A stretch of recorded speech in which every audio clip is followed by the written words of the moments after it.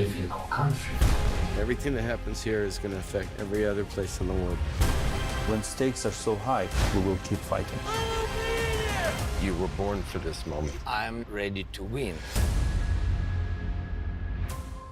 Mr. President, there's a lot to talk about. A lot to talk about. Here in Tel Aviv, the second siren in about 10 minutes. This Humvee just pulled up and said, it's time to leave.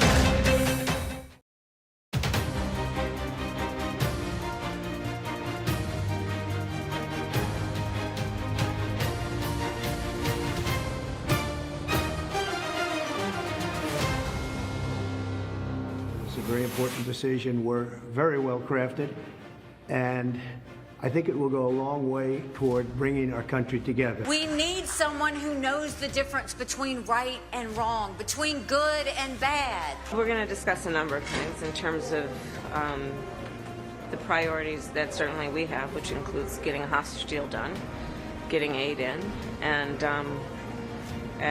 then getting that 6-week ceasefire. Hello, I'm Caitlin Huey-Burns in Washington. Thanks for joining us and welcome to America Decides. We are just one day away from Super Tuesday, where more than a third of all available delegates are up for grabs. Former President Donald Trump is expected to further his lead over former UN Ambassador Nikki Haley after tomorrow night. According to a new CBS News poll, Trump also leads President Biden, in a hypothetical head-to-head rematch. We're going to dig into those numbers later, but first, news of the day. It wasn't always a guarantee that Trump would remain on certain primary ballots. Today, the U.S. Supreme Court reversed a Colorado Supreme Court decision that had barred the former president from the state's primary ballot due to his actions on January 6th. And that's where we begin tonight. CBS News chief legal correspondent Jan Crawford joins us now to discuss all of this. Jan, thank you for being here. So it was really interesting to actually hear this case as it played out. It was all over cable news and all over the nets. So people really got to listen to these arguments. But can you walk us through how the court arrived at this decision? Yeah, sure. I mean, the Colorado Supreme Court was the first court in the country to look at this obscure provision of the 14th Amendment and say it was going to find that Donald Trump was an insurrectionist because of his actions around January 6th. And then as a result of that constitutional clause, he could be disqualified from the Colorado ballot. And then after they did that, it was kind of like dominoes, right? You saw like Maine and Illinois and all these other states going like, wait a minute, we want to do that too. So Trump went to the Supreme Court and said, please take up this case. Like you said, they had arguments last month and everyone was listening there. And I think it was clear from those arguments that the justices were like, wait a minute, we cannot have a scenario where a handful of states could dictate the outcome of a presidential election. That's just not a state role for a state court. And so that was the decision we got today, kind of what we expected from those arguments last month. The court was unanimous that the Colorado Supreme Court got it wrong. They just had slightly different reasons and some heated language for how they got to that outcome. I wanted to ask about that because the liberal justices of the court wrote a separate opinion. What did they say in that opinion? Yeah, I mean, like, keep in mind, like, they all agree Colorado Supreme Court is wrong and Trump should win this case. But the three liberals wrote separately and said basically that the conservatives, and 5 of the conservatives were in this majority decision, that they'd gone too far. And they decided issues they didn't need to decide, and that the court was all in agreement that it would be chaos if states could do this, that, and the other. And so they all agree there. But then they said that the majority went on and decided things like what should Congress's role be and these other things. And that prompted Justice Amy Coney Barrett, who is a conservative, didn't join the conservatives' opinion, to write a decision of her own saying essentially like, guys, we all agree on this. Why are we amplifying our disagreements in this time? As a court, we should be trying to tone down the national temperature. So it was really a fascinating window, I think, into like some of these disagreements behind the scenes playing out in the writing.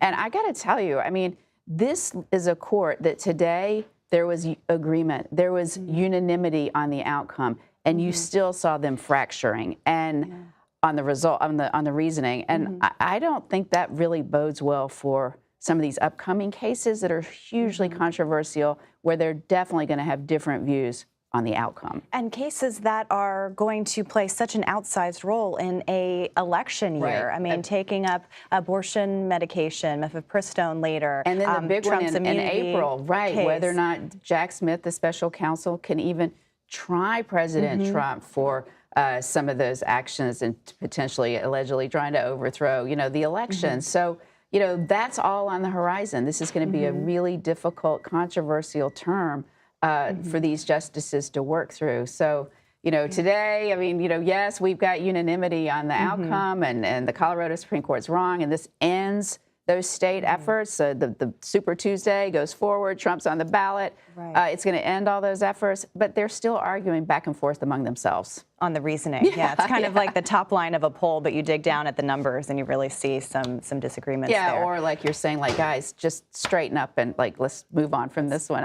They couldn't do it, though. They couldn't come to, like, that unanimous decision. Well, interesting point, too, especially as these cases are coming up. We'll see what they decide and how they decide it. Jan Crawford, as always, thank you very much for your time. And Colorado's Secretary of State Jena Griswold is here with us now to discuss this case. Secretary Griswold, thanks so much for being here. I wanted to get your immediate reaction to this ruling. Thanks for having me on.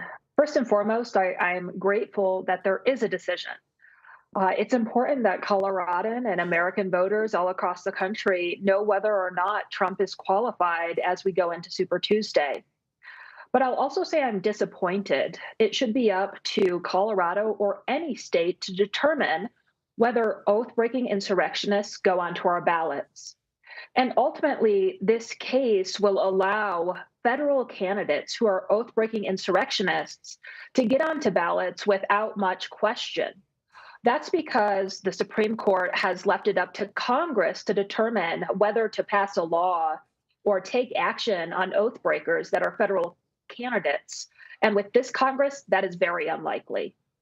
Well, I want to ask a little more about that in a minute, but to your point about this decision and the immediate impact, is there anything else that your state can do to challenge Trump being on the ballot? At this point, no. Ultimately, this is a novel case. We have never had a president try to hold on to power and steal the presidency. It was filed by 6 voters who are Republicans and unaffiliated in our state courts and worked its way up. My job as Secretary of State is to uphold the law and the Constitution. And that means in this instance that Trump is a qualified candidate on our ballot and votes cast for him will be counted. So voters can have the confidence that Trump will appear on that ballot. The court's decision, interestingly, we were talking about this a little bit earlier, but the enforcement of that insurrection clause in the 14th Amendment, the Supreme Court says that that's up to Congress, not the states. I'm curious what you make of that. Well, I disagree with that part of the opinion. I think it should be up to states to determine whether oath-breaking insurrectionists go onto our ballots. But the Supreme Court has issued its decision. I think that the bigger picture is that January 6th was just part of Donald Trump's attempt to steal the presidency. He broke the law. He incited that violent mob onto the Congress with the attempt to stop the peaceful transfer of power. And his attacks on democracy have not stopped. They have led to election security threats, threats against election workers, voter suppression laws across this country considered, and already MAGA extremists are trying to sow doubt in the 2024 election. I'm curious, though, because this was a 9-0 ruling, do you have any regrets or things you wish that the state would have done differently in pressing this case, given that we saw the former president today really celebrate this ruling? And, of course, the Supreme Court is taking up presidential immunity soon as well. Do you feel like this ruling today may have given him kind of a national boost? I'm disappointed in the ruling. I obviously did believe that the Colorado Supreme Court got it right. But the ruling is the ruling, and I think it's important that we all respect justices' decisions. At the end of the day, Donald Trump is facing 91 felony counts in 4 separate cases. He continues to attack democratic institutions, and it will be up to American voters to really safeguard democracy in November. All right, Jenna Griswold, we thank you very much for your time. Thank you for being here. And coming up, new CBS News polling shows Donald Trump with an advantage over President Biden. We'll go over the numbers next. You're streaming America Decides.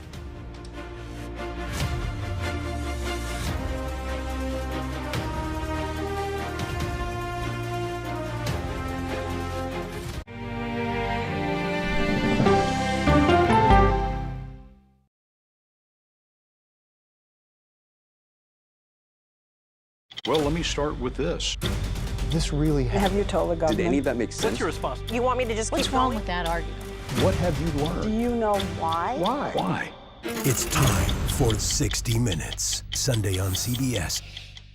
An original documentary from CBS Reports. Since you started La Soup in 2014, do you have any sense as to how much food you've rescued from the landfill?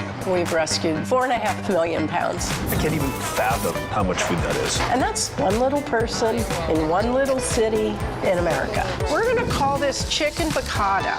We did 450 of these meals today. This is the exact dish that you and I are going to have. Yep. Oh, really good. Is it good? Mm-hmm. Having a plan of how to keep people fed should be in every single city. So if we eliminated food waste, could we eliminate hunger?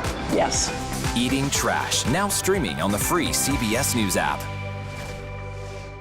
At this moment, terrorists could be plotting another attack. 9/11 triggered a counter-terrorist system that included a secret database. This person needs a closer look. A growing list of nearly 2 million people, including some Americans who say they're innocent. For 1 hour flight, I have to spend 6 hours to go and come back. CBS Reports explores the system, the people responsible for it, and those pushing for change. I'm not fighting against them. I'm fighting for them to do the right thing. The Watch List, now streaming on the free CBS News app.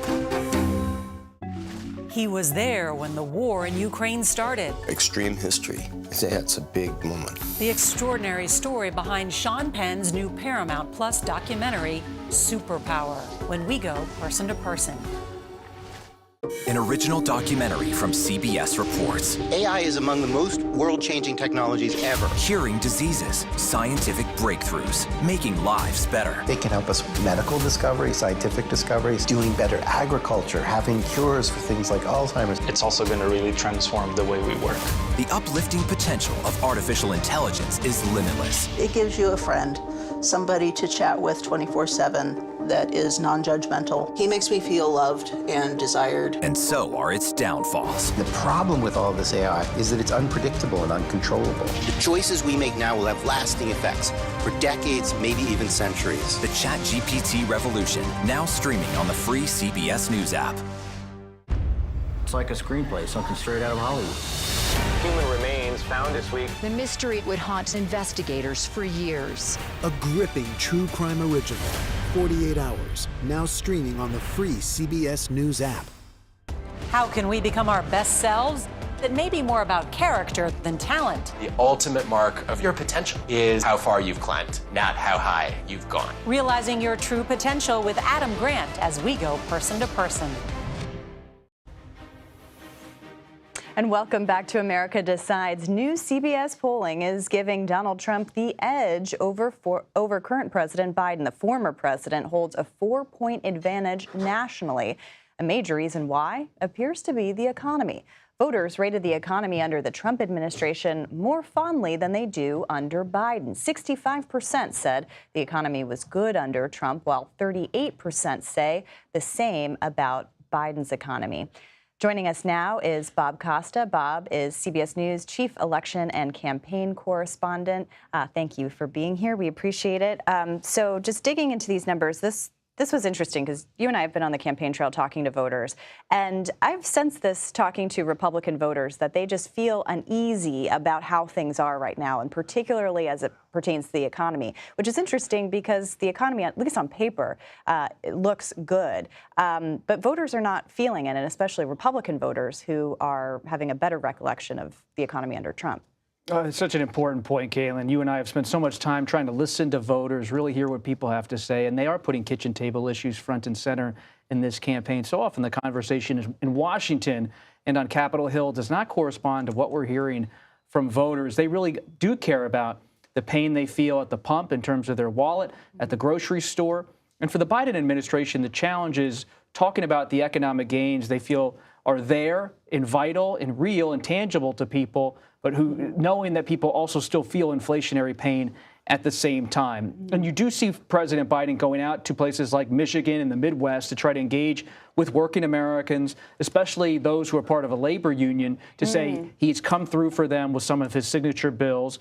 But former President Trump's also out there saying if you're a working person in this country, you may feel like you're really struggling, and he's going to be a hammer to the Washington establishment and to the Biden administration. And so both sides are trying to frame this on an economic level as they're the voice, the advocate for the working person. And that's the stiff competition. Yeah, that's interesting. I know you've done a lot of reporting on the union aspect of this as well. That's really interesting. And Ed, I want to bring you in. Ed O'Keefe, of course, joins us now. He's CBS News senior White House and political correspondent. Ed, we were just talking about these poll numbers and the way in which voters give Trump a higher grade on the economy when he was president than Biden. But I'm wondering how the Biden team is assessing these kind of top line numbers showing Trump with an edge over the current president.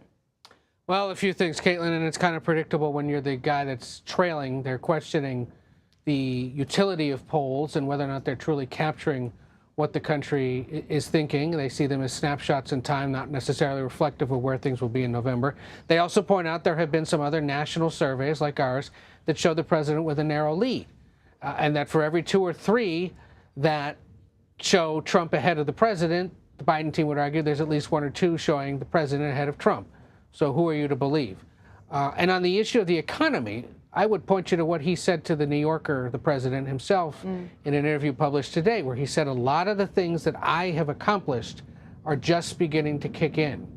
The idea that the billions and tens of billions of dollars in infrastructure spending for rebuilding or building semiconductor manufacturing across the country, the changes in healthcare pricing that we're expected to hear more about later this week in his State of the Union, are beginning to now get to the point where it's on the minds of voters, and you see it again in our survey for the 3rd or 4th straight month. Impressions of the economy are improving, not to a point where a majority of Americans think it's in good shape, but they've seen positive, sustained growth month over month now since about November, which they would say bodes well for them as you get closer to this November, when that will be on the minds of voters. Historically, you might say, well, you've got to have that in place by the spring, and you may not get there by then. But for now, at least, they're hopefully confident. And the other thing they keep saying, and I know this is tough for people who do this every day like we do, and for viewers who watch every day, the election's not today, they say. It's in November. We've got time. And that's a fair point that we should keep in mind. Yeah, I think that's a really important point, Ed. And Bob, I mean, Super Tuesday is kind of traditionally the time that's, the biggest day in the campaign so far. This time around, it feels like a little bit of a turning point in terms of the general election stage being set. It really is a turning point. Nikki Haley has struggled to accumulate delegates, though she did well in the Washington, D.C. primary. So you see Trump taking control of the delegate lead likely on Super Tuesday, but also taking control of the Republican National Committee. And the party is once again becoming a party in his image, under his control. His lieutenants will be installed in the coming weeks, I'm told by my top sources, to run all aspects of the party in different state parties and, of course, at the national level as well. And for President Biden, the challenge is going to be talking about issues like democracy. Can he bring the issue of January 6th back to the fore of our national conversation? Remind people about what happened that day and about Trump's role in and around January 6th in terms of the pressure campaign on former Vice President Pence, the effort to have electors come to Washington. Because the more we move closer to the general election, the further we move away from January 6th. And so many of my sources close to the president say that he wants to raise the stakes here, frame the stakes as something that's really about the democracy's future in this country. But he has to do that in a way that to voters who are maybe not paying attention to the details of January 6th day in, day out. Exactly. It's kind of reminding people of what they may have forgotten. It seems like the challenge. Ed, another challenge for the Biden administration, of course, among at least members of his base constituency, perhaps, is the ongoing war between Israel and Hamas. I know Vice President Kamala Harris addressed this earlier today. What did she say? That's right. She had a meeting earlier this Monday with Benny Gantz, who's a member of the Israeli War Cabinet, who made requests of American officials to meet with him while he was here against the wishes of Prime Minister Netanyahu and his government.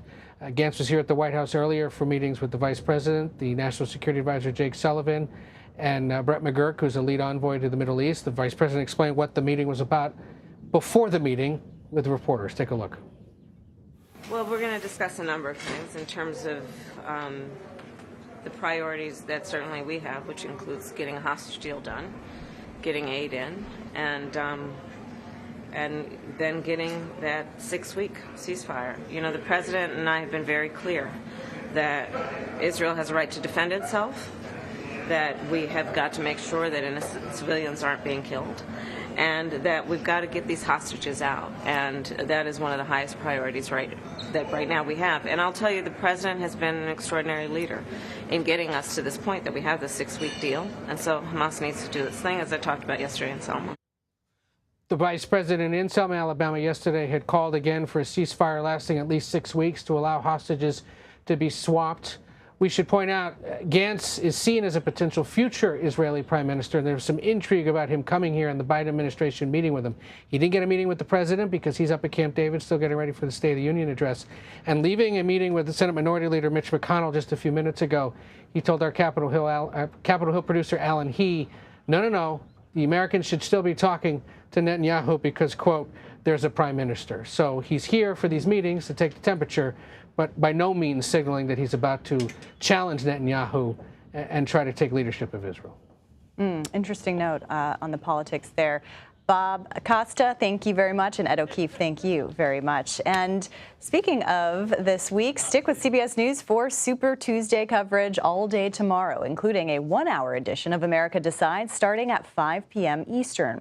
We'll also have special coverage of the races and the results at 7 p.m. Eastern on Prime Time with John Dickerson, and during a special Campaign 2024 edition of America Decides beginning at 8 p.m. Eastern.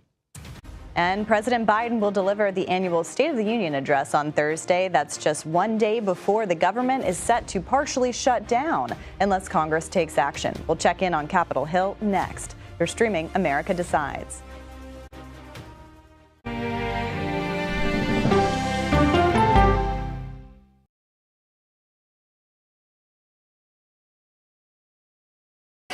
Hey there, welcome to The Uplift. I thought she was a groom, and I stepped back and I went, oh, you're the queen. She's going to be with me every instant that I'm alive. I just wanted to see if you'd go to Disneyland with me today. I look over at him and he's smiling. I'm going to remember that the rest of my life. They told us when he was going to be born, he was only going to live for 30 minutes. It's really a miracle that he's with us today. The Uplift. Stream now on the free CBS News app. There is no more room in our city. New York City is receiving record numbers of migrants. Today, we're going to have more than 500 adults and children come through that door. Tensions rise as shelters reach max capacity. We don't have to take care of them. CBS Reports goes inside a crisis cities and families are facing as they fight to survive. The United States still has that glimmer of hope for people to come here. Fighting for a future. Now streaming on the free CBS News app. She's a country music legend, philanthropist, fashion icon, and now rock star. I think there's a lot to be said about being comfortable with who you are. Find out what's next for Dolly Parton when we go person to person. An original documentary from CBS Reports. That desired farm is a wonderful place to raise children, and it still is. Promises broken. Black Americans have been the target of racism and discrimination pretty much from the time they acquired ownership in the land. Costing black farmers hundreds of billions in generational wealth. They did everything to make sure we were run off that land. But communities are uniting to continue the fight. Collective ownership is powerful. for. To keep their land and their dreams alive. To watch my children play on land that we own means everything. So land is power. Most definitely. 40 Acres and a Mule, now streaming on the free CBS News app. She is a beloved American icon and head of a media empire. But is Oprah Winfrey happy? How do you define happiness? Yeah, I call it happiness. Find out when we go person to person. An original documentary from CBS reports. It was genocide, a deliberate effort by the United States government to eliminate the food source that was relied upon by Native American tribes. American bison were slaughtered and Native Americans displaced. And that's how tribes were subjugated to reservations and our lands were taken. But now, through conservation efforts at Yellowstone, Buffalo provided everything that we needed. Now they need help. a herd grows We need to step up and help them. and a culture is reborn. When the buffalo return and come back, that's when our tribe will begin to heal. Yellowstone Bison Revival, now streaming on the free CBS News app. Welcome back to America Decides. Top lawmakers have unveiled a package to fund key parts of the government. Congress has until Friday to pass it to avert a partial government shutdown. The deadline, is a day after President Biden is set to deliver his State of the Union address. CBS News congressional correspondent Scott McFarland joins us now on set. Good to see you. So the government funding deadline is the day after the State of the Union address. Good timing. They have this bill. Will it pass likely? And what's in it? There's optimism. There's prospects of good things. But let's take a moment, step back, and reflect on the timing. It's 4 to 6 weeks after Groundhog Day, and Groundhog Day is about to end. This thing's likely to pass and push all these deadlines till September, give some more sturdy footing for federal agencies, federal workers, contractors, and all those who are touched by government shutdowns.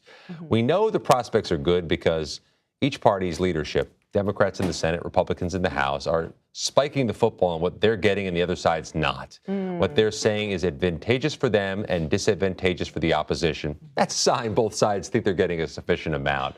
What's not in here? A lot of those controversial policy writers, each side wants cuts to things or changes to things that simply would never go. They're poison pills. So there's a real finite number of policy changes included. It's really money. It's funding cuts to some things. Generally speaking, though, it's a continuity, a continuation of funding at similar or current levels for so much of what funds the government. And that stability, at least for the rest of the fiscal year, is welcome, likely, around the country.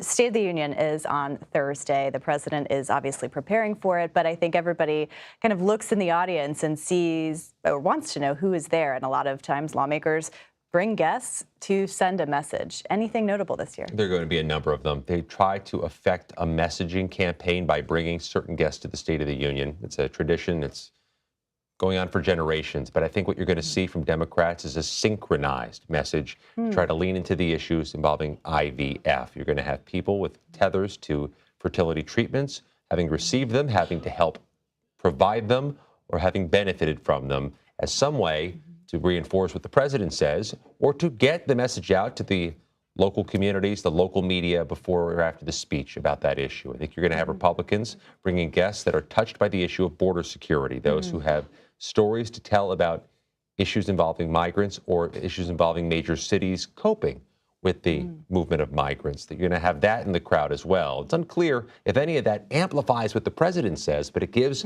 each member of Congress a chance to bring that to their hometown communities, their hometown media, and try to sell a message. And having those guests really does get the attention needed. Yeah, that's really interesting, too, because those are kind of the top issues on both sides driving this election, or at least what the campaigns want to be driving the election: reproductive rights for the Democrats and immigration for the Republicans. Speaking of reproductive rights, Katie Britt is slated to give the response for the Republicans. I say speaking of because she is, of course, a senator from Alabama.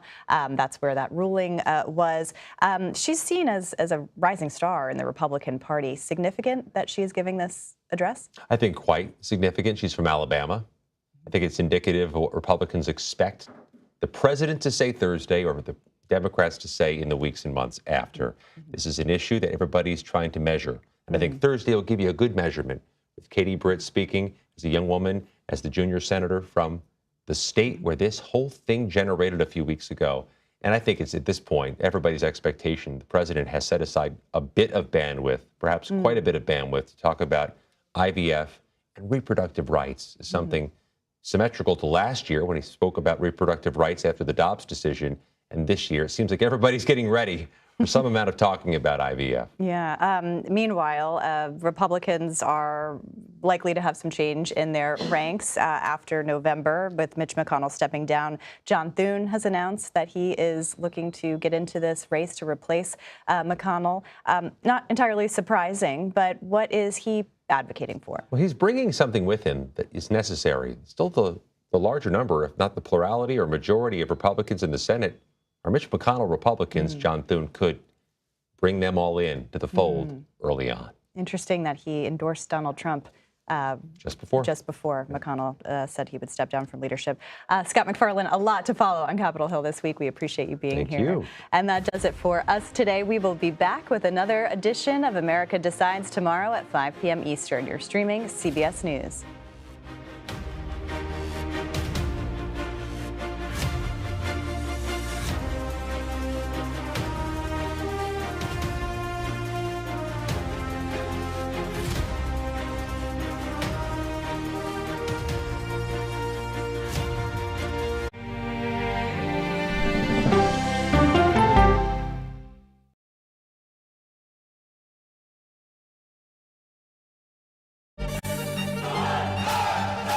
Original documentary from CBS reports tensions rising between a powerful country and a vital island. The supply of this technology came grinding to a halt. The world